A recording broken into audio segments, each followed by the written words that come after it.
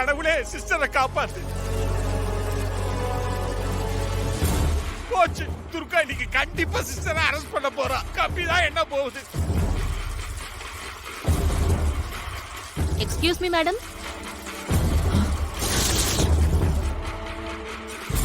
Hello, உங்களதான்.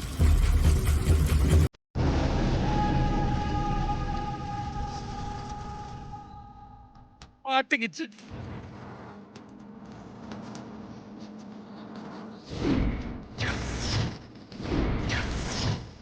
இந்த mobile உங்களோட தானே? உங்களோட தானே? ஆமா, என்னோடதுதான். இந்தாங்க.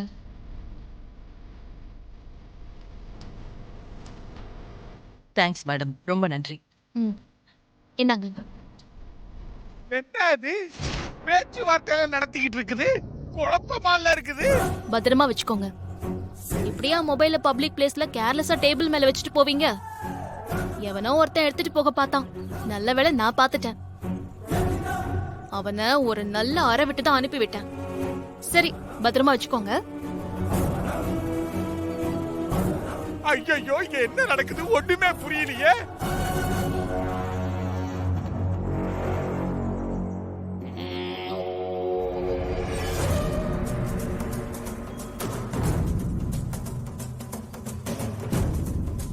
என்ன அது? துர்கா சிஸ்டரை கைது பண்ணுவான்னு பார்த்தா ஃப்ரெண்ட்லியா பேசிட்டு வந்து ஜாலியா வந்து உட்கார்ந்து இருக்காங்க. ஒண்ணுமே புரியலையே.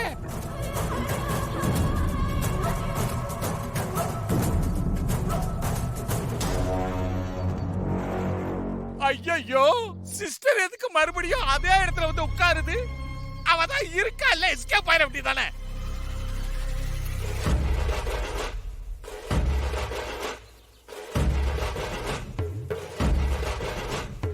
ஐயோ, ஆடு பிரியாணி கடையில வந்து தலையெல்லாம் குடுக்குது. பிரியாணி ஆக போறது கன்ஃபார்ம் தான்.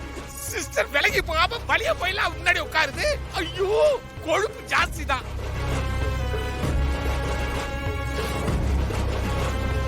யார் நீ?